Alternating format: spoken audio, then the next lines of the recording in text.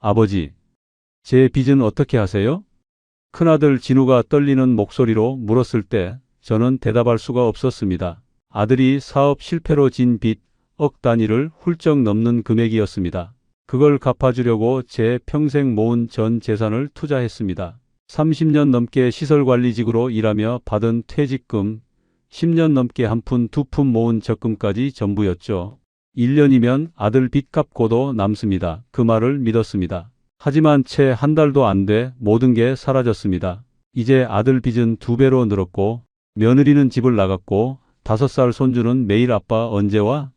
라고 묻습니다. 시청 전 구독과 좋아요를 누르시면 로또에 당첨되는 행운이 올 수 있습니다. 그리고 지금 어디에서 시청하고 계신지 댓글로 남겨주세요.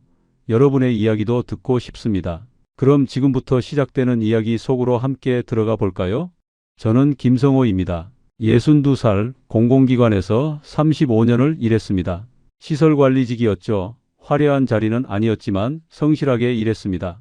매달 월급날이면 절반은 적금에 넣었고 보너스가 나오면 전액 저축했습니다. 외식은 명절에만, 여행은 10년에 한 번, 새 옷은 아내가 사줄 때만 입었습니다.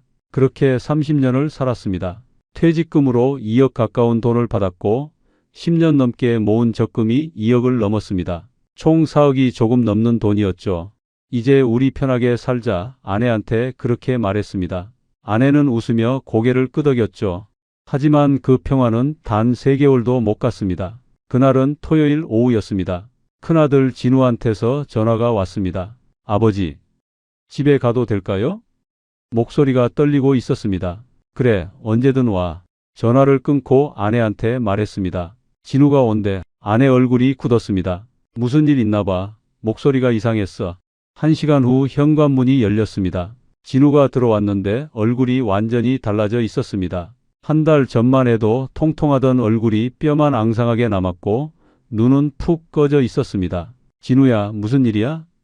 아내가 다급하게 물었습니다. 진우는 대답 대신 거실 바닥에 무릎을 꿇었습니다. 아버지, 어머니, 죄송합니다. 그리고 이마를 바닥에 찍었습니다. 야, 뭐 하는 거야? 일어나. 제가 얼른 진우 팔을 잡았지만 진우는 일어나지 않았습니다. 저 회사가 망했어요. 진우가 바닥에 이마댄 채 말했습니다. 뭐? 부도났어요. 완전히 끝났어요. 진우는 5년 전 작은 제조업체를 시작했습니다. 자동차 부품을 만드는 회사였죠. 처음엔 잘 됐습니다. 직원도 10명까지 늘었고 매출도 괜찮았습니다. 그런데 코로나가 터졌습니다. 자동차 공장들이 멈췄고 주문이 끊겼습니다. 진우는 버티려고 대출을 받았습니다. 조금만 버티면 다시 좋아질 거야. 그렇게 믿었던 거죠. 하지만 상황은 나아지지 않았습니다. 대출 이자가 눈덩이처럼 불어났고 직원 월급도 밀렸습니다. 결국 이번 달 초 법원에서 부도 판정을 받았습니다. 빚이 얼마나 되는데? 제가 떨리는 목소리로 물었습니다. 진우는 한참을 침묵하다가 대답했습니다. 3억입니다. 뭐? 아내가 비명을 질렀습니다. 3억이라고? 어떻게 그렇게까지? 대출이요. 은행 대출 사채까지 썼어요. 직원들 월급 주려고, 재료비 내려고, 버티려고 했는데 진우 목소리가 끊겼습니다. 며느리는 어디 갔어? 아내가 물었습니다. 친정 갔어요. 지난주에. 저한테 이혼하자고 했어요. 뭐? 은주 손주 이름도 데려갔어요. 저는 이제 아무것도 없어요. 진우가 바닥에 이마 찍으며 울기 시작했습니다. 35살 어른이 아이처럼 엉엉 울었습니다. 저는 할 말이 없었습니다. 3억, 진우 혼자 힘으로는 절대 갚을 수 없는 금액입니다. 신용불량자가 되면 취직도 못합니다. 집도 못 구합니다. 인생이 끝나는 겁니다. 아버지가 뭐라도 해볼게. 제가 그렇게 말했습니다. 아버지, 됐어요. 저 혼자 책임지게요. 야, 3억을 내가 어떻게 혼자 책임져? 은주는 어떻게 하고?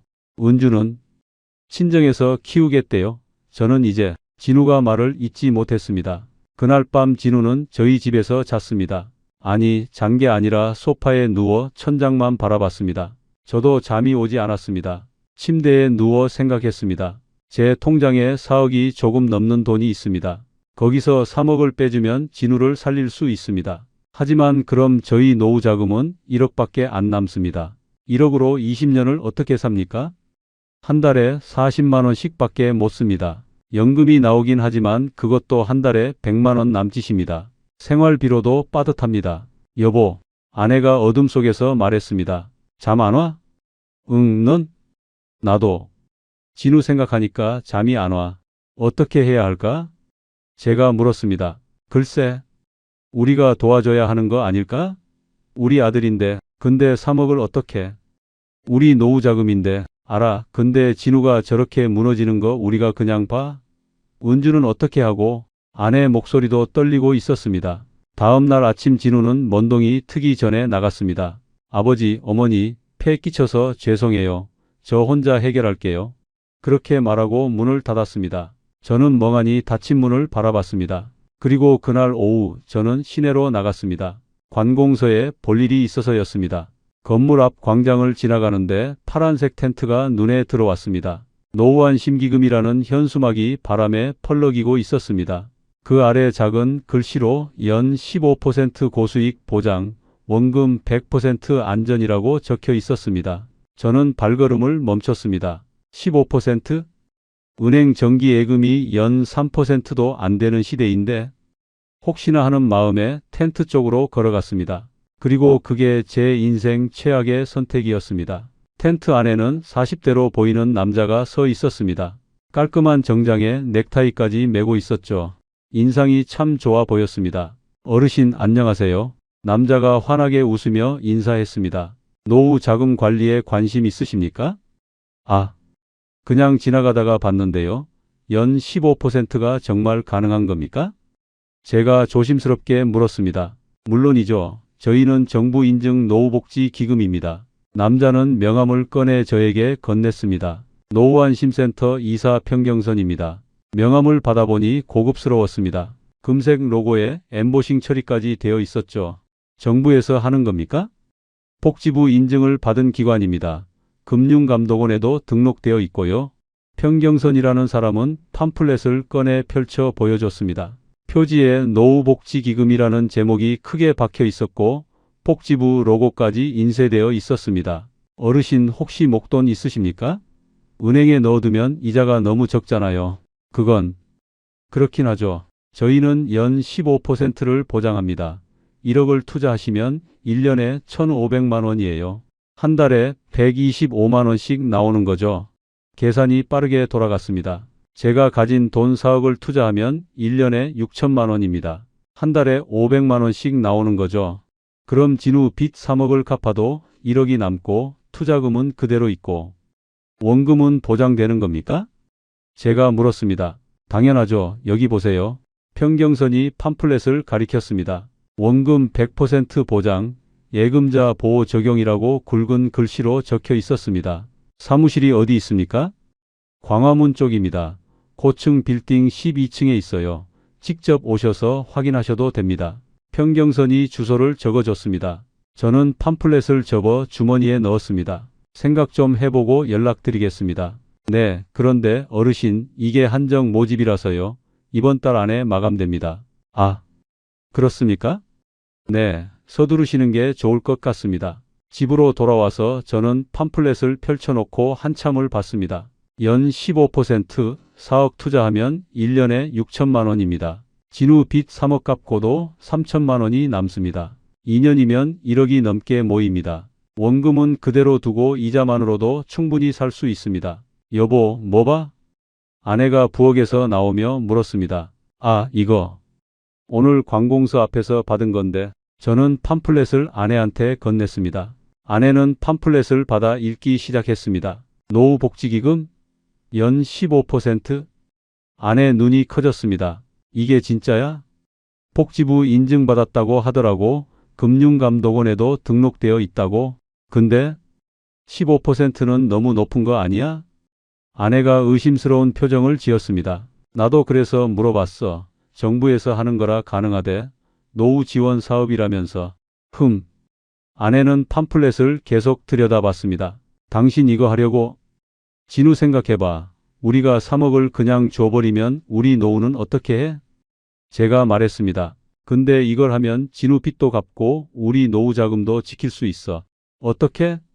4억을 투자하면 1년에 6천만 원이 나와. 그걸로 진우 빚을 2년 안에 다 갚을 수 있어. 원금은 그대로니까 우리 노후 자금은 줄어들지 않는 거지. 아내 표정이 조금 밝아졌습니다. 정말 그게 가능해? 팜플렛에 다 적혀 있어. 원금 보장에 예금자 보호까지 된대. 그래도 전액을 넣는 건 좀 그렇지 않아? 아내가 걱정스럽게 말했습니다. 일단 절반만 해볼까? 2억 정도만? 2억으로는 진우 빚을 다 못 갚아. 계산해봐. 2억 투자하면 1년에 3천만 원이야. 3억 갚으려면 10년 걸려. 그럼 3억은? 3억 투자하면 1년에 4,500만 원이니까 빠듯해. 4억 전부를 해야 여유가 있어. 아내는 한참을 생각하더니 말했습니다. 당신 이거 정말 확실한 거 맞아? 내가 직접 사무실 가서 확인해 볼게. 광화문 쪽에 있다던데. 그래, 꼭 확인하고 와. 이상하면 하지 말고. 알았어. 그날 밤 저는 잠을 설쳤습니다.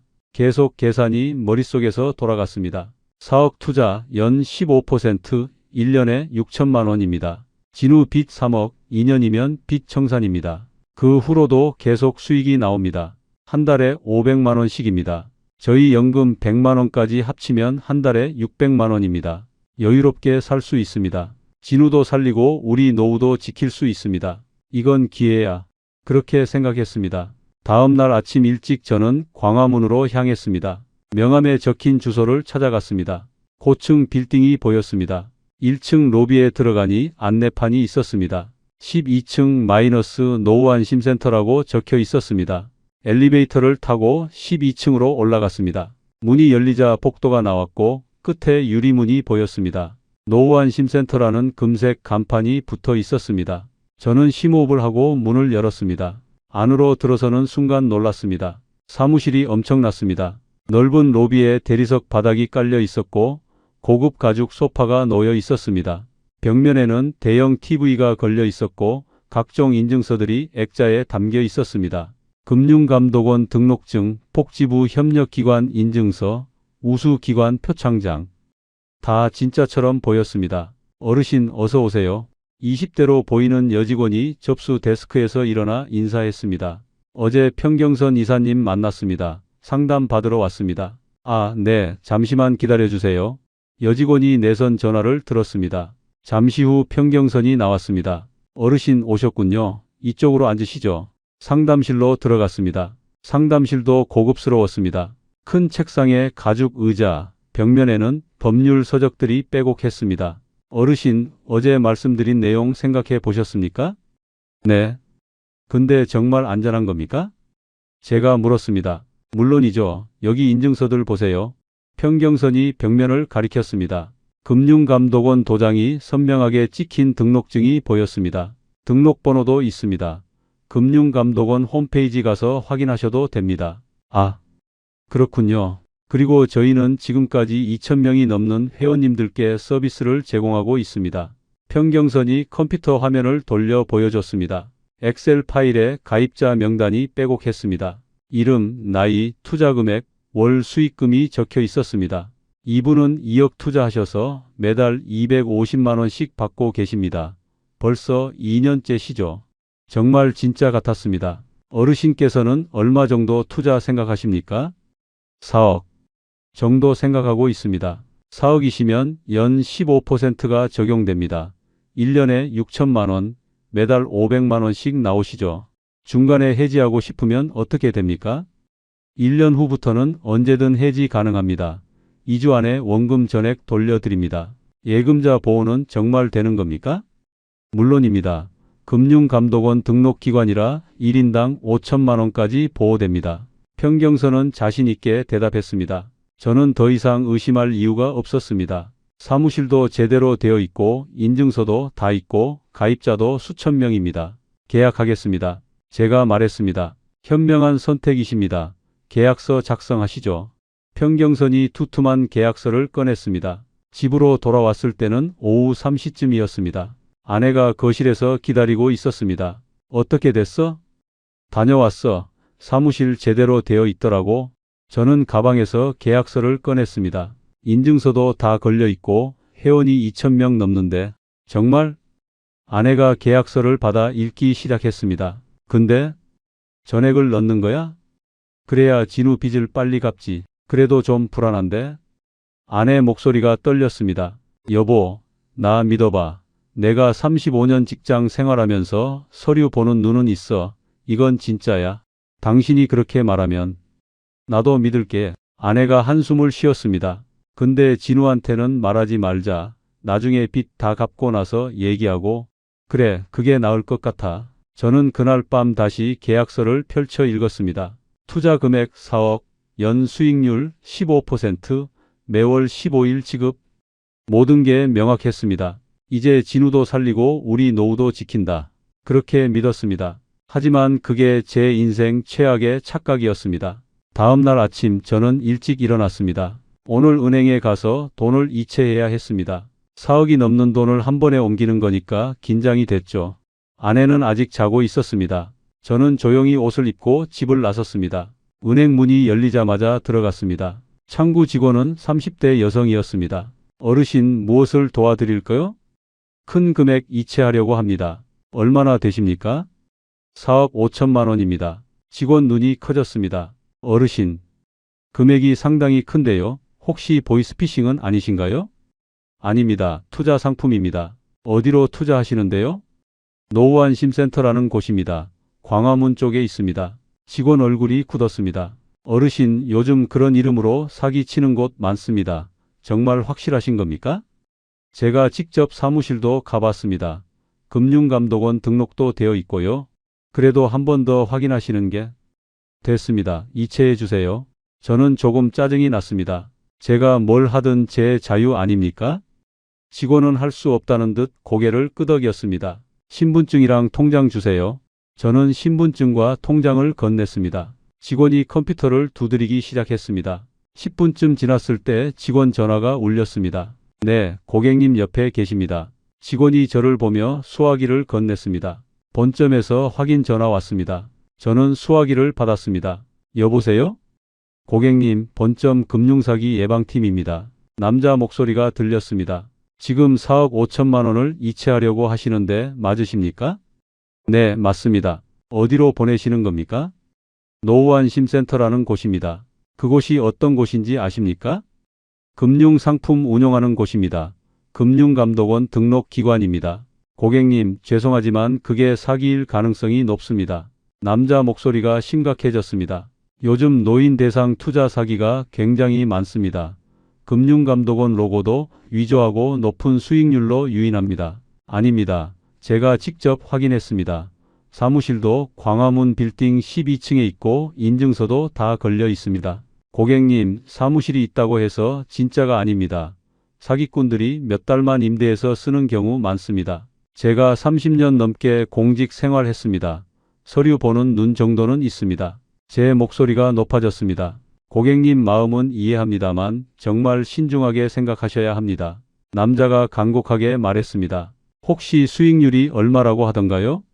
연 15%입니다. 그게 바로 사기 신호입니다. 고객님, 지금 은행 금리가 얼마입니까? 3%도 안 됩니다.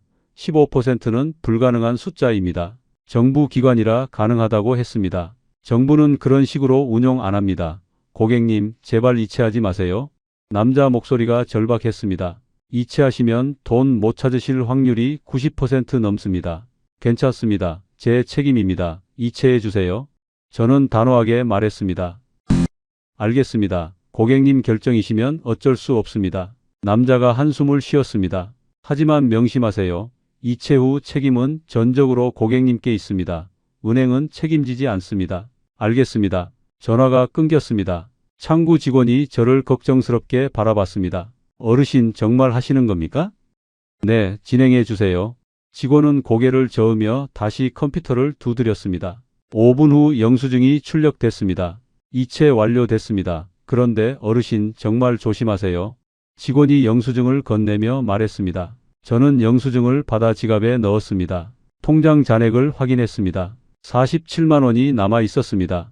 평생 모은 돈이 순식간에 빠져나간 겁니다. 순간 가슴이 철렁했습니다. 내가 잘한 건가? 하지만 곧 마음을 다잡았습니다. 아니야, 이건 투자야. 사라진 게 아니라 불린 거야. 은행을 나와 노후안심센터로 향했습니다. 12층 사무실 문을 열고 들어갔습니다. 어르신 오셨어요? 평경선이 환하게 웃으며 맞았습니다. 이체 완료했습니다. 저는 영수증을 꺼내 보여줬습니다. 아, 확인했습니다. 입금됐네요. 평경선이 컴퓨터 화면을 확인했습니다. 축하드립니다. 이제 회원님이십니다. 회원증은 언제 받습니까? 일주일 안으로 등기로 보내드립니다. 수익금은 언제 들어옵니까? 다음 달 15일부터입니다. 매달 15일 오전에 입금됩니다. 통장 번호 등록해야 하지 않습니까? 아, 네, 알려주세요. 저는 통장 번호를 불러줬습니다. 평경선이 컴퓨터에 입력했습니다. 등록 완료됐습니다. 그리고 매달 말일에 운용 보고서를 문자로 보내드립니다. 감사합니다. 천만에요. 궁금한 거 있으면 언제든 연락주세요. 저는 사무실을 나왔습니다. 엘리베이터를 타고 1층으로 내려왔습니다. 건물 밖으로 나오니 햇살이 눈부셨습니다. 발걸음이 가벼웠습니다. 이제 진우도 살리고 우리 노후도 지킨다. 그렇게 믿었습니다. 집으로 돌아왔을 때는 오후 1시쯤이었습니다. 아내가 부엌에서 점심을 준비하고 있었습니다. 다녀왔어? 응, 다 했어. 정말 다 넣었어? 아내가 걱정스러운 표정으로 물었습니다. 응, 다음 달 15일부터 매달 500만 원씩 들어와. 정말 괜찮을까? 걱정하지 마. 내가 확인하고 온 거야. 저는 자신 있게 말했습니다. 하지만 가슴 한구석이 불편했습니다. 은행 직원들의 경고가 자꾸 떠올랐습니다. 사기일 가능성이 높습니다. 90% 못 찾습니다. 책임은 고객님께 있습니다. 아니야, 그 사람들은 모르는 거야. 저는 고개를 저으며 불안을 떨쳐냈습니다. 일주일이 지났습니다. 매일 우편함을 확인했습니다. 회원증이 언제 올까 기다렸죠. 5일째 되는 날 드디어 등기가 도착했습니다. 노후안심센터 발송이라고 적혀 있었습니다. 저는 서둘러 봉투를 뜯었습니다. 안에 플라스틱 카드가 들어 있었습니다. 반짝반짝 빛나는 고급 카드였습니다. 앞면에는 제 이름과 회원 번호가 인쇄되어 있었습니다. 김성호 회원님, 회원번호 2348. 뒷면에는 투자 금액과 수익률이 적혀 있었습니다. 투자 금액 4억 5천만 원, 연 수익률 15%, 월 수익 562만 5천 원. 노후안심센터 직인도 선명하게 찍혀 있었습니다. 금융감독원 등록기관 마크도 보였습니다. 저는 카드를 들고 아내에게 보여줬습니다. 여보, 왔어. 뭐가? 회원증. 아내가 카드를 받아 들었습니다. 와, 진짜 그럴듯하네. 그치? 은행 카드 같지? 응, 근데 이제 진짜 믿어도 되는 거지? 아내가 조심스럽게 물었습니다. 당연하지. 이제 다음 달 15일만 기다리면 돼. 저는 카드를 지갑에 넣었습니다. 지갑을 열 때마다 이 카드가 보일 겁니다. 그날 이후로 저는 매일 통장을 확인했습니다. 다음 달 15일이 기다려졌습니다. 달력에 동그라미를 쳐뒀습니다. 그날만 오면 562만 5천 원이 들어옵니다. 그럼 진우한테 전화해서 말할 겁니다. 진우야, 아버지가 내 빚 갚아줄게. 걱정하지 마. 생각만 해도 가슴이 뿌듯했습니다. 어느 날 저녁 진우한테서 전화가 왔습니다. 아버지. 목소리가 또 떨리고 있었습니다. 왜? 무슨 일이야? 사채업자들이 집으로 찾아왔어요. 뭐? 돈 갚으라고? 다음 주까지 안 갚으면 법적 조치 들어간대요. 진우 목소리가 울먹였습니다. 저는 가슴이 답답했습니다. 조금만 기다려. 다음 달이면 돈 들어와. 하지만 입 밖으로 말이 안 나왔습니다. 아직 확실하지 않으니까요. 만약 돈이 안 들어오면 어떡합니까? 진우야, 조금만 버텨봐. 아버지가 방법 찾아볼게. 아버지, 됐어요. 제가 알아서 할게요. 야, 너 혼자 어떻게 해? 친구한테 부탁해 볼게요. 조금만 빌려달라고. 전화가 끊겼습니다. 저는 천장을 바라봤습니다. 제발, 제발 진짜여야 해. 그날 밤 아내가 물었습니다. 당신 진우한테 말 안 해? 뭘? 우리가 투자한 거 그걸로 빚 갚아줄 거라고? 아직은 안 돼. 돈 들어오는 거 확인하고 말해야지. 그래. 그게 나을 것 같긴 해. 아내도 불안한 표정이었습니다. 2주가 더 지났습니다. 드디어 다음 달 15일이 3일 앞으로 다가왔습니다. 저는 매일 통장을 열어봤습니다. 잔액 47만 원. 변함없었습니다. 3일만 더 기다리면 돼.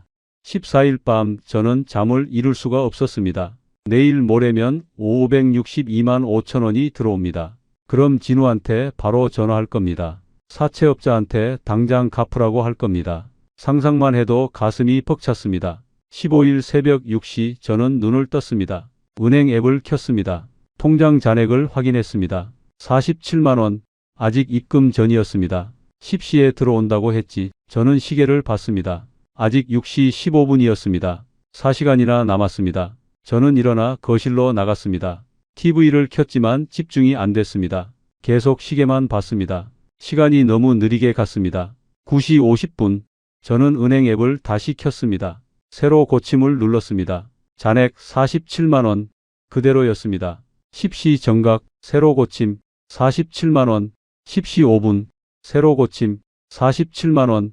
10시 10분 새로 고침 여전히 47만 원이었습니다. 가슴이 두근거리기 시작했습니다. 왜 안 들어오지?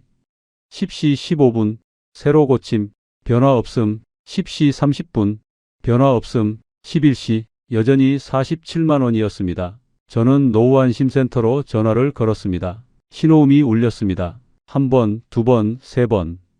아무도 받지 않았습니다. 다시 걸었습니다. 역시 받지 않았습니다. 가슴이 철렁했습니다. 왜 전화를 안 받지? 저는 급하게 옷을 갈아입었습니다. 어디가? 아내가 물었습니다. 노후안심센터 가봐야 해. 돈이 안 들어왔어. 뭐? 아내 얼굴이 하얗게 질렸습니다. 잠깐만 나도 같이 갈게. 아니야, 내가 다녀올게. 시스템 오류일 거야. 저는 서둘러 집을 나섰습니다. 지하철을 타고 광화문으로 향했습니다. 가슴이 계속 두근거렸습니다. 제발, 제발 아무 일 없기를. 광화문역에서 내려 빌딩으로 뛰어갔습니다. 엘리베이터를 타고 12층으로 올라갔습니다. 복도를 달렸습니다. 노후안심센터 유리문이 보였습니다. 그런데 이상했습니다.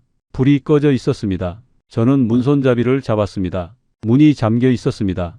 유리문 너머로 안을 들여다봤습니다. 텅 비어 있었습니다. 접수 데스크도, 소파도, TV도, 인증서들도 모두 사라졌습니다.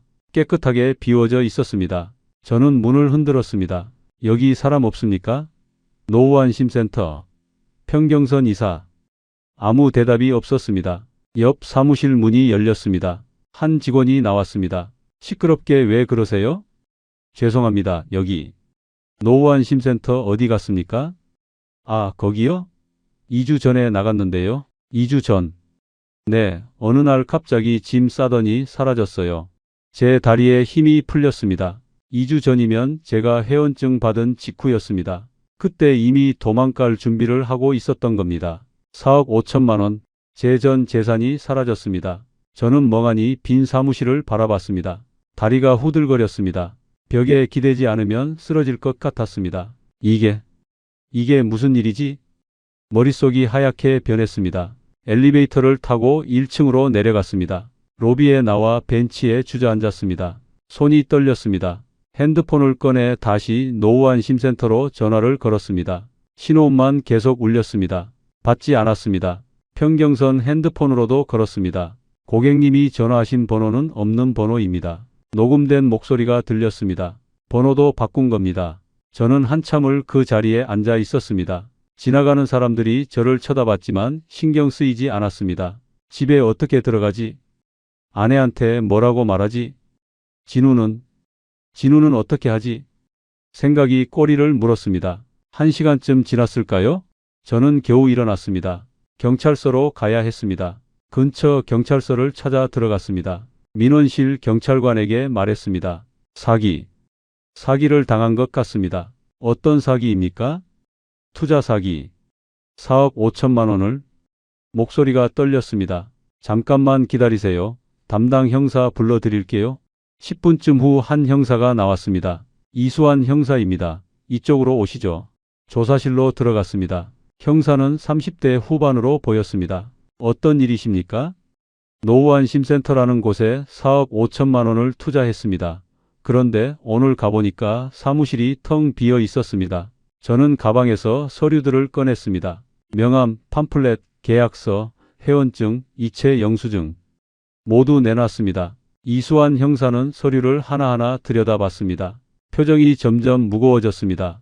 한참을 보더니 입을 열었습니다. 어르신, 이거 조직적인 유사수신 사기입니다. 사기라고요? 하지만 금융감독원 등록기관이라고. 다 위조입니다. 형사가 고개를 저었습니다. 금융감독원 로고, 복지부 인증서, 공무원 직인 전부 가짜입니다. 형사는 컴퓨터 화면을 돌려 보여줬습니다. 같은 수법의 사기 신고가 수백 건 떠 있었습니다. 보세요. 서울, 부산, 대구, 광주, 대전. 전국에서 신고가 들어왔습니다. 화면을 스크롤 내리니 끝이 보이지 않았습니다. 피해자가 얼마나 됩니까? 현재까지 파악된 것만 2,347명입니다. 총 피해액은요? 형사가 잠시 망설이더니 대답했습니다. 820억 원입니다. 820억. 저는 의자에서 미끄러질 뻔했습니다. 네, 이 조직이 3년간 활동하면서 모은 돈입니다. 그럼 제 돈은요? 제가 떨리는 목소리로 물었습니다. 돌려받을 수 있습니까? 형사는 고개를 숙였습니다. 솔직히 말씀드리면 거의 불가능합니다. 왜요? 범인을 잡으면 되지 않습니까? 조직이 이미 해체됐습니다. 주범들은 해외로 도피했습니다. 해외요? 네, 돈을 대포 통장으로 빼돌려서 즉시 환전했습니다. 그리고 동남아시아 쪽으로 빠져나갔을 걸로 추정됩니다. 그럼 잡을 수 없다는 겁니까? 국제 공조 수사를 진행하고 있습니다만 시간이 오래 걸립니다. 형사가 안타까운 표정을 지었습니다. 설령 범인을 잡는다 해도 돈은 이미 쓰고 없을 겁니다. 그럼 제 돈은? 배상 가능성은 5% 미만입니다. 피해자가 너무 많아서 전액 배상은 불가능합니다. 저는 할 말을 잃었습니다. 형사가 계속 말했습니다. 이 사람들이 쓴 수법이 정교합니다. 어떻게요? 실제 사무실을 운영하면서 신뢰를 쌓습니다. 고급 인테리어에 직원까지 고용하죠. 그 여자 직원도 사기꾼입니까? 아니요, 그 직원은 아르바이트생입니다. 자기도 속은 겁니다. 평경선이라는 사람은요? 가짜 이름입니다. 진짜 이름은 최민수로 파악됩니다. 전직 보험 설계사였습니다. 보험 설계사가 사기 조직에 스카우트되어 이사장 역할을 맡았습니다. 대본대로 연기한 거죠. 형사가 서류를 넘기며 말했습니다. 인증서도 전문 위조업자에게 맡겨 만들었습니다. 금융감독원 도장까지 똑같이 위조했습니다. 그럼 처음부터 끝까지 다 거짓말이었다는 겁니까? 네, 회원 2,000명이 넘는다는 것도 거짓, 매달 수익 지급한다는 것도 거짓, 전부 다 연극이었습니다. 저는 두 손으로 얼굴을 감쌌습니다. 눈물이 흘렀습니다. 형사가 조용히 말했습니다. 어르신, 신고 접수는 해드리겠습니다. 수사도 진행할 겁니다. 하지만 기대는 하지 마십시오. 이런 사건은 범인 검거도 어렵고 돈 회수는 더 어렵습니다. 그럼 저는 어떻게 합니까? 제가 울먹이며 물었습니다. 일단 피해자 모임에 참석하시는 게 좋겠습니다. 형사가 종이를 한 장 건넸습니다. 매주 토요일 오후 2시 시민회관 3층에서 모임이 있습니다. 같은 피해를 입은 분들끼리 정보 공유하고 집단 소송도 준비하고 있습니다. 저는 종이를 받아 주머니에 넣었습니다. 감사합니다. 어르신, 자책하지 마세요. 형사가 말했습니다. 아들 빚 때문에 투자하신 분이 제일 많습니다. 어르신만 그런 게 아닙니다. 아들 빚이요? 네, 사기꾼들이 그걸 노린 겁니다. 자식 살리려는 부모 마음을 이용한 거죠. 저는 고개를 끄덕였습니다. 경찰서를 나왔습니다. 해가 중천에 떠 있었습니다. 사람들은 평범하게 길을 걸었습니다. 하지만 제 세상은 무너졌습니다. 어떻게 집에 들어갑니까? 어떻게 아내한테 말합니까? 발걸음이 떨어지지 않았습니다. 집 앞에 도착한 건 오후 4시쯤이었습니다. 현관문 앞에서 한참을 서 있었습니다. 문을 열 용기가 나지 않았습니다. 결국 문을 열고 들어갔습니다. 아내가 거실 소파에 앉아 있었습니다. 저를 보더니 벌떡 일어났습니다. 어떻게 됐어? 돈 들어왔어? 저는 대답할 수가 없었습니다. 왜 그래? 무슨 일 있어? 아내가 다가왔습니다. 저는 소파에 주저앉았습니다. 한참을 침묵하다가 겨우 입을 열었습니다. 미안해. 우리 사기당했어. 뭐? 노후안심센터. 사기였어. 사무실 텅 비어 있었어. 그게 무슨, 우리 돈 4억 5천. 다 날렸어. 아내 얼굴이 하얗게 질렸습니다. 당신 지금 무슨 소리 하는 거야? 경찰서 다녀왔어. 조직적인 사기래. 전국에서 820억 피해 났대. 820억. 아내가 비명을 질렀습니다. 그럼 우리 돈은? 못 찾는데 범인들이 해외로 도망갔대. 돈도 이미 빼돌렸대. 아내는 한동안 말이 없었습니다. 그러다 조용히 물었습니다. 그럼 이제 우리 어떻게 해? 미안해, 내가 잘못 봤어. 잘못 봤다고. 아내 목소리가 커졌습니다. 당신 30년 공직 생활했다며? 서류 보는 눈 있다며? 확실하다며? 미안해, 미안하다고 해서 되는 거야? 아내가 소리쳤습니다. 평생 모은 돈이야. 우리 노후 자금이라고. 그걸 한 번에 다 날려. 내가 진우 살리려고. 진우? 진우 때문에? 아내가 웃었습니다. 쓴 웃음이었습니다. 진우 살리려다 우리가 죽게 생겼네. 좋아, 참 좋아. 여보, 나한테 말도 안 했잖아. 혼자 결정했잖아. 아내 목소리가 떨렸습니다. 내가 1억만 하자고 했을 때 뭐라고 했어? 4억 다 해야 한다고 했잖아. 그게 은행 직원도 말렸잖아. 본점에서도 전화 왔잖아. 그걸 다 무시하고. 아내 눈에서 눈물이 흘렀습니다. 평생 당신 믿고 살았어. 한 번도 의심한 적 없어. 미안해. 그런데 당신이 날 배신했어. 나한테 거짓말했어. 거짓말 안 했어. 나도 몰랐어. 알았어야지. 확인했어야지. 아내가 소리쳤습니다. 금융감독원 홈페이지 가서 진짜 등록된 건지 확인했어? 전화로 물어봤어? 아무것도 안 했잖아. 저는 할 말이 없었습니다. 정말 아무것도 확인하지 않았습니다. 사무실만 보고 인증서만 보고 평경선 말만 믿었습니다. 이제 어떻게 살아? 통장에 47만 원밖에 없는데? 아내가 물었습니다. 연금이 나오잖아. 연금으로 어떻게 살아? 한 달에 100만 원으로 둘이 어떻게 살라고? 미안해, 내가 일자리 알아볼게. 62살에 무슨 일자리? 누가 당신 써? 아내 말이 칼처럼 박혔습니다. 그날 저녁 아내는 방으로 들어가 나오지 않았습니다. 저는 거실 소파에 누웠습니다. 천장을 바라봤습니다. 눈물이 계속 흘렀습니다. 다음 날 아침 진우한테서 전화가 왔습니다. 아버지, 저 사채업자가 소송 걸었대요. 그래, 아버지 괜찮으세요? 목소리가 이상한데. 아니야, 괜찮아. 아버지가 방법 찾아본다고 하셨는데. 진우 목소리가 기대에 차 있었습니다. 저는 차마 말할 수가 없었습니다. 진우야. 네, 아버지, 미안하다. 네? 왜요? 아버지가 돈을 날렸어. 무슨 말씀이세요? 우리 노후 자금으로 너 빚 갚아주려고 투자했어. 그런데 사기당했어. 진우 쪽에서 숨소리가 멈췄습니다. 아버지, 미안하다. 진우야, 아버지가 잘못 봤어. 얼마나 잃으셨는데요? 4억. 조금 넘게 4억. 진우가 소리쳤습니다. 아버지, 그게 무슨. 퇴직금이랑 노후자금 전부잖아요. 그래, 왜 그러셨어요? 제가 알아서 한다고 했잖아요. 넌 혼자 어떻게 해? 3억을. 그래도 아버지 노후자금까지 날려서야 되겠어요. 진우 목소리가 떨렸습니다. 이제 제 빚은 6억이에요. 뭐? 제 빚 3억에 아버지가 날린 돈 4억 합치면 7억이에요. 아버지 때문에 제 빚이 2배로 늘었어요. 진우야, 그게 무슨. 아버지, 저 정말 힘듭니다. 제 인생도 망했는데 아버지까지. 진우가 울기 시작했습니다. 제발 저 좀 내버려 두세요. 제발요. 전화가 끊겼습니다. 저는 핸드폰을 바닥에 떨어뜨렸습니다. 아들이 날 원망하네.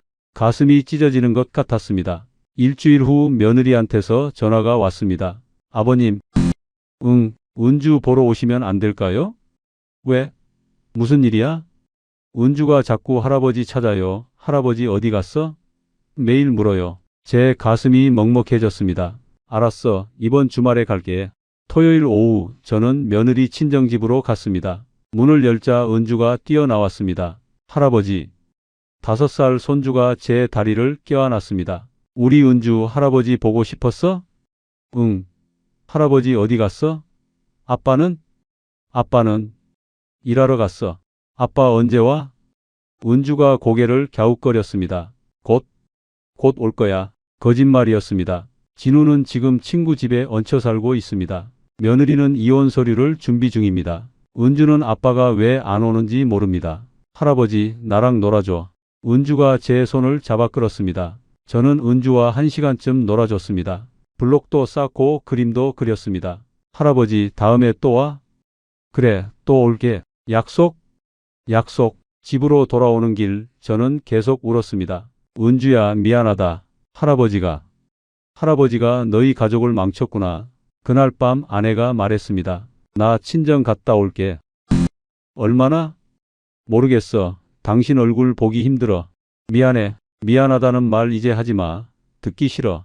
아내는 짐을 싸서 나갔습니다. 저는 텅 빈 집에 혼자 남았습니다. 아내가 나간 후 일주일이 지났습니다. 저는 혼자 빈 집에서 지냈습니다. 밥을 먹어도 맛이 없었습니다. 잠을 자도 악몽만 꿨습니다. 매일 평경선 얼굴이 떠올랐습니다. 그 환한 미소, 그 자신 있는 목소리. 모두 연기였습니다. 어느 날 아침 저는 주머니에서 구겨진 종이를 발견했습니다. 이수환 형사가 준 종이였습니다. 피해자 모임 매주 토요일 오후 2시 시민회관 3층. 오늘이 토요일이었습니다. 저는 오랜만에 옷을 갈아입었습니다. 거울을 봤습니다. 한 달 만에 10kg는 빠진 것 같았습니다. 얼굴이 헬쑥했습니다. 수염도 덥수룩했습니다. 이게 내 모습인가? 시민회관으로 향했습니다. 3층 회의실 문을 열었습니다. 이미 사람들이 가득 차 있었습니다. 100명은 넘어 보였습니다. 대부분 60대, 70대 노인들이었습니다. 저보다 나이 많은 분들도 보였습니다. 80대로 보이는 할아버지도 계셨습니다. 모두 같은 표정을 하고 있었습니다. 지친 얼굴, 무너진 눈빛. 저는 뒤쪽 빈자리에 앉았습니다. 진행자가 앞에 나왔습니다. 50대 남자였습니다. 오늘 새로 오신 분들 계십니까? 몇 명이 손을 들었습니다. 저도 손을 들었습니다. 자기소개 부탁드립니다. 한 분씩 일어나 말했습니다. 저는 이순자입니다. 72살입니다. 2억 5천을 잃었습니다. 남편 보험금이었습니다. 저는 박철수입니다. 68살입니다. 3억을 날렸습니다. 집을 담보로 대출받아 투자했습니다. 저는 최영희입니다. 65살입니다. 1억 8천을 잃었습니다. 딸 결혼자금이었습니다. 한 분 한 분의 이야기가 저와 비슷했습니다. 모두 노후자금이었습니다. 모두 가족을 위한 돈이었습니다. 제 차례가 왔습니다. 저는 일어났습니다. 저는 김성호입니다. 62살입니다. 목소리가 떨렸습니다. 공공기관에서 35년 일했습니다. 4억 5천을 날렸습니다. 퇴직금과 평생 모은 적금 전부입니다. 한숨을 쉬었습니다. 큰아들이 사업 실패로 3억 빚을 졌습니다. 그걸 갚아주려고 투자했습니다. 하지만 사기였습니다. 이제 아들 빚은 갚지 못하고 제 노후자금만 날렸습니다. 며느리는 이혼 서류 준비 중이고 5살 손주는 할아버지를 찾습니다. 아내는 집을 나갔습니다. 저를 배신자라고 합니다. 목이 메었습니다. 저는 이 사건을 그냥 넘기고 싶지 않습니다. 범인을 잡아야 합니다. 그리고 다른 노인들이 같은 피해를 당하지 않게 해야 합니다. 제도가 바뀌어야 합니다. 앉았습니다. 사람들이 고개를 끄덕였습니다. 회의가 시작됐습니다. 변호사가 나와 설명했습니다. 현재 집단 소송을 준비 중입니다. 하지만 승소해도 배상 가능성은 낮습니다. 범인들이 이미 재산을 은닉했기 때문입니다. 그래도 우리의 목소리를 내는 게 중요합니다. 다음으로 시민단체 활동가가 말했습니다. 정부의 제도 개선을 요구하고 있습니다. 노인 대상 금융사기 예방법 제정을 추진 중입니다. 여러분의 증언이 필요합니다. 언론 인터뷰에 응해주세요. 회의가 끝나고 사람들이 모여 이야기를 나눴습니다. 한 할머니가 제게 다가왔습니다. 저도 아들 때문이었어요. 네? 아들이 빚 보증을 섰는데 친구가 도망갔어요. 2억 빚이 아들한테 넘어왔죠. 할머니 눈에 눈물이 고였습니다. 그걸 갚아주려고 남편 보험금을 투자했어요. 남편이 암으로 죽으면서 남긴 돈이었어요. 이제 아들도 망하고 저도 망했어요. 저는 할머니 손을 잡았습니다. 우리 함께 싸웁시다. 네. 그래야죠. 집으로 돌아오는 길 저는 생각했습니다. 나만 당한 게 아니구나. 수천 명이 같은 고통을 받고 있구나. 그 생각이 조금 위로가 됐습니다. 혼자가 아니라는 것, 함께 싸울 사람들이 있다는 것. 며칠 후 방송국에서 연락이 왔습니다. 피해자 인터뷰를 하고 싶습니다. 출연해 주시겠습니까? 처음에는 망설였습니다. 전국에 제 얼굴이 나간다는 게 부끄러웠습니다. 사기당한 바보라고 손가락질 받을 것 같았습니다. 하지만 결심했습니다. 이건 나만의 문제가 아니야. 다른 노인들을 지켜야 해. 촬영 당일 저는 방송국으로 갔습니다. 분장실에서 화장을 받았습니다. 거울 속 제 모습이 낯설었습니다. 스튜디오로 들어갔습니다. 카메라가 저를 향했습니다. 앵커가 질문했습니다. 어떻게 사기를 당하게 되셨습니까? 저는 천천히 대답했습니다. 아들이 사업 실패로 3억 빚을 졌습니다. 저는 아버지로서 아들을 살리고 싶었습니다. 그때 노후안심센터를 만났습니다. 연 15% 수익을 보장한다고 했습니다. 광화문 고층 빌딩에 사무실이 있었고 금융감독원 등록증도 걸려 있었습니다. 모든 게 진짜 같았습니다. 은행 직원이 경고했습니까? 네, 3번이나 경고받았습니다. 하지만 저는 믿지 않았습니다. 왜 믿지 않으셨습니까? 제가 30년 넘게 공직 생활을 했습니다. 서류 보는 눈이 있다고 자신했습니다. 그게 독이 됐습니다. 목이 메었습니다. 지금 가장 후회되는 게 무엇입니까? 아내 말을 듣지 않은 것입니다. 아내는 전액을 넣지 말자고 했습니다. 은행 직원 경고도 무시했습니다. 금융감독원 홈페이지 확인도 안 했습니다. 제가 너무 조급했습니다. 아들을 빨리 살려야 한다는 생각뿐이었습니다. 시청자분들께 하고 싶은 말씀이 있으십니까? 저는 카메라를 똑바로 바라봤습니다. 연 15%는 사기입니다. 은행 금리가 3%도 안 되는 시대에 15%는 불가능합니다. 고급 사무실, 인증서, 회원증 모두 위조 가능합니다. 반드시 금융감독원 홈페이지에서 직접 확인하세요. 전화로도 문의하세요. 그리고 가족과 상의하세요. 혼자 결정하지 마세요. 절박하다고 해서 독단적으로 움직이면 가족 전체가 무너집니다. 눈물이 흘렀습니다. 저처럼 되지 마세요. 방송이 나간 후 반응이 있었습니다. 댓글들이 달렸습니다. 힘내세요. 응원합니다. 우리 부모님께도 알려드려야겠어요. 정부가 나서야 합니다. 하지만 일부는 비난이었습니다. 욕심 부린 결과 아니냐? 15%를 믿은 게 잘못이다. 공짜는 없다는 걸 왜 몰랐냐? 저는 그 댓글들을 읽으며 생각했습니다. 맞는 말입니다. 제가 욕심을 부렸습니다. 하지만 그 욕심은 사치를 위한 게 아니었습니다. 아들을 살리기 위한 절박함이었습니다. 며칠 후 복지부에서 연락이 왔습니다. 유사수신 사기 예방 캠페인을 시작하겠습니다. 전국 주민센터에 포스터를 붙이고 노인 대상 교육을 실시하겠습니다. 금융감독원도 움직였습니다. 홈페이지 등록 기관 조회 시스템을 강화하겠습니다. 의심스러운 기관은 즉시 신고할 수 있도록 하겠습니다. 경찰도 약속했습니다. 전담팀을 꾸려 국제 공조 수사를 진행하겠습니다. 작은 변화들이었지만 의미가 있었습니다. 제 이야기가 세상에 알려졌다는 것, 다른 노인들을 지킬 수 있는 작은 보탬이 됐다는 것. 그날 밤 아내한테서 전화가 왔습니다. 당신 방송 봤어. 그래, 많이 야위었더라. 응. 밥은 먹고 다녀?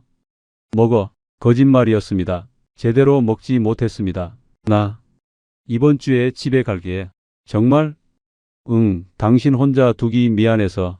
고마워. 고맙긴 내 남편인데. 아내 목소리가 조금 부드러워졌습니다. 그래도 당신 나한테 거짓말한 건 용서 안 해. 알아. 오래 걸릴 거야. 다시 믿기까지 기다릴게. 전화가 끊겼습니다. 저는 한참을 핸드폰을 들여다봤습니다. 작은 희망이 보였습니다. 3개월이 지났습니다. 아내는 집으로 돌아왔습니다. 하지만 예전 같지 않았습니다. 말수가 줄었고 웃음도 사라졌습니다. 저를 대하는 태도도 차가웠습니다. 함께 있어도 벽이 느껴졌습니다. 그래도 저는 견뎠습니다. 제가 저지른 일이니까요. 진우는 결국 개인 회생을 신청했습니다. 3억 빚을 5년에 걸쳐 갚기로 했습니다. 한 달에 50만 원씩입니다. 편의점 야간 알바를 시작했습니다. 며느리와는 이혼 절차를 밟고 있습니다. 은주는 며느리가 키우기로 했습니다. 진우는 한 달에 한 번 은주를 만납니다. 저도 가끔 따라갑니다. 할아버지, 아빠는 왜 집에 안 와? 은주가 물을 때마다 가슴이 찢어집니다. 아빠는 일이 많아서 그래. 거짓말을 반복합니다. 국회에서 노인 금융사기 예방법이 발의됐습니다. 정부 기관 사칭 범죄 처벌을 강화하고 노인 대상 금융 교육을 의무화하는 내용입니다. 통과될지는 아직 모릅니다. 하지만 발의됐다는 것만으로도 의미가 있습니다. 제 목소리가 조금이나마 전해진 겁니다. 경찰에서 연락이 왔습니다. 최민수를 검거했습니다. 정말입니까? 네, 태국에 숨어 있었습니다. 국제 공조로 송환했습니다. 그럼 돈은요? 이미 다 썼습니다. 성형수술, 위장사업, 도박. 남은 게 없습니다. 그럼 배상은 불가능합니다. 죄송합니다. 예상했던 결과였습니다. 하지만 막상 들으니 허탈했습니다. 피해자 모임은 계속됩니다. 매주 토요일마다 시민회관에 갑니다. 같은 고통을 겪은 사람들과 이야기를 나눕니다. 서로 위로하고 격려합니다. 우리가 포기하면 안 됩니다. 우리 이야기를 계속 세상에 알려야 합니다. 저는 이제 일자리를 알아보고 있습니다. 62세에 할 수 있는 일이 많지 않습니다. 아파트 경비, 주차관리, 청소, 육체노동뿐입니다. 35년 공직 생활이 무색합니다. 하지만 할 수밖에 없습니다. 연금 100만 원으로는 생활이 안 됩니다. 어제 아파트 경비 면접을 봤습니다. 나이가 좀 있으시네요. 괜찮습니다. 건강합니다. 한 달에 150만 원, 12시간 근무입니다. 하시겠습니까? 네, 하겠습니다. 다음 주부터 출근합니다. 새벽 6시부터 저녁 6시까지입니다. 주 6일 근무입니다. 힘들겠지만 견뎌야 합니다. 오늘 저는 손주 은주를 만나러 갔습니다. 며느리 친정집 앞에서 은주를 기다렸습니다. 할아버지, 은주가 뛰어나왔습니다. 우리 은주 보고 싶었어. 나도. 할아버지 선물 있어? 미안, 오늘은 없어. 예전에는 은주 만날 때마다 선물을 사갔습니다. 장난감, 과자, 옷. 하지만 이제는 여유가 없습니다. 괜찮아. 할아버지랑 노는 게 더 좋아. 은주가 웃었습니다. 저는 은주와 근처 공원을 산책했습니다. 할아버지, 우리 아빠 언제 와? 또 그 질문입니다. 곧 올 거야. 언제가 곧이야? 조금만 더 기다려봐. 할아버지도 나 버릴 거야? 뭐? 엄마가 그랬어. 아빠는 우리 버렸대. 은주 눈에 눈물이 고였습니다. 제 가슴이 무너졌습니다. 은주야, 아빠는 너 안 버렸어. 아빠는 너 사랑해. 그럼 왜 안 와? 아빠가 지금 힘들어서 그래. 조금만 기다려. 할아버지는 안 버리지? 당연하지. 할아버지는 절대 안 버려. 은주를 꼭 안았습니다. 미안하다, 은주야. 할아버지가 너희 가족을 이렇게 만들었어. 집으로 돌아오는 길, 저는 계속 생각했습니다. 제가 만약 그때 투자하지 않았다면, 아니, 은행 직원 말을 들었다면, 아니, 금융감독원 홈페이지를 확인했다면, 아니, 아내와 상의했다면, 지금은 달랐을까요? 진우도 빚이 3억에서 멈췄을 겁니다. 제 노후자금 4억 5천도 있었을 겁니다. 며느리도 집을 안 나갔을 겁니다. 은주도 아빠랑 함께 살았을 겁니다. 하지만 과거는 돌이킬 수 없습니다. 이제 남은 건 현재뿐입니다. 저는 여러분께 말하고 싶습니다. 첫째, 연 15%는 사기입니다. 은행 금리가 3%도 안 되는 시대에 15%는 불가능합니다. 5배 수익률을 약속하는 곳은 99% 사기입니다. 둘째, 고급 사무실이나 인증서를 믿지 마세요. 사기꾼들은 몇 달만 임대해서 사무실을 운영합니다. 인증서도 위조할 수 있습니다. 반드시 금융감독원 홈페이지에서 직접 확인하세요. 셋째, 은행 직원이나 경찰이 경고하면 들으세요. 그들은 당신을 괴롭히려는 게 아닙니다. 진심으로 걱정해서 말리는 겁니다. 3번 경고받고도 무시한 제가 바보였습니다. 넷째, 가족과 반드시 상의하세요. 혼자 결정하지 마세요. 특히 전 재산을 한 곳에 넣는 건 절대 안 됩니다. 제가 아내 말을 들었다면 최소한 절반은 지켰을 겁니다. 다섯째, 자식 빚을 무조건 떠안지 마세요. 자식을 사랑하는 마음은 이해합니다. 하지만 부모 노후까지 희생하면 안 됩니다. 개인회생, 파산 같은 법적 절차가 있습니다. 그걸 이용하는 게 오히려 자식을 위한 길입니다. 저는 지금도 후회합니다. 매일 후회합니다. 왜 그랬을까? 왜 확인하지 않았을까? 왜 아내 말을 안 들었을까? 하지만 후회해도 돌아오지 않습니다. 이제 저는 남은 인생을 살아가야 합니다. 아파트 경비로 일하며 하루하루 버텨야 합니다. 아내와의 관계를 천천히 회복해야 합니다. 진우가 다시 일어설 수 있도록 응원해야 합니다. 은주에게 좋은 할아버지가 되어야 합니다. 쉽지 않을 겁니다. 평생 걸릴지도 모릅니다. 하지만 포기하지 않을 겁니다. 그리고 계속 목소리를 낼 겁니다.